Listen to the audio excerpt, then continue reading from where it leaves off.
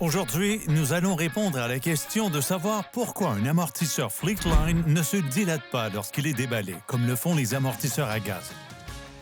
Tout d'abord, parlons de l'aération, qui baisse les performances de l'amortisseur et influence négativement le contact pneu-route, ainsi que des moyens de la minimiser. L'aération est un phénomène normal où des bulles d'air se forment dans l'huile de l'amortisseur en raison du mélange de gaz et d'air à l'intérieur de l'amortisseur lorsqu'il se déploie et se replie de manière rapide en fonction des conditions de la route.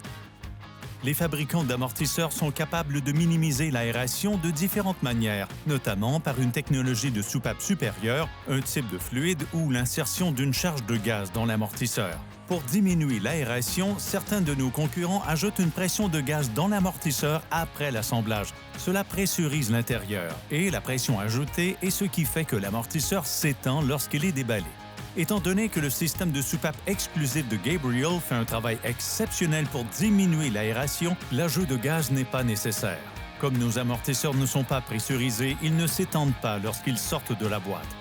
Bien qu'une méthode de gestion de l'aération ne soit pas automatiquement meilleure qu'une autre, analysons ce test de décoloration et voyons quel amortisseur est le plus performant. Comme vous pouvez le constater, les amortisseurs Heavy Duty Fleetline Gabriel offrent une performance anti-décroissance de 20% supérieure à celle de nos concurrents.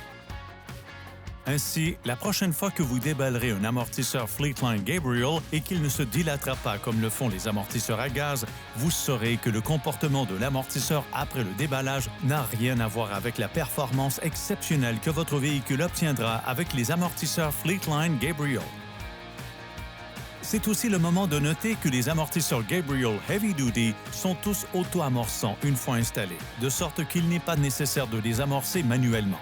Toutefois, si vous souhaitez tout de même procéder à l'amorçage manuel, voici quelques étapes courtes pour y parvenir. Étape 1. Tenez l'amortisseur verticalement, la flèche gravée pointant vers le haut. Étape 2. Comprimez totalement l'amortisseur, puis déployez-le totalement. Étape 3. Répétez ce processus 2 ou 3 fois. Merci de vous joindre à nous aujourd'hui et d'apprendre pourquoi les amortisseurs Fleetline de Gabriel sont le meilleur choix pour votre parc automobile.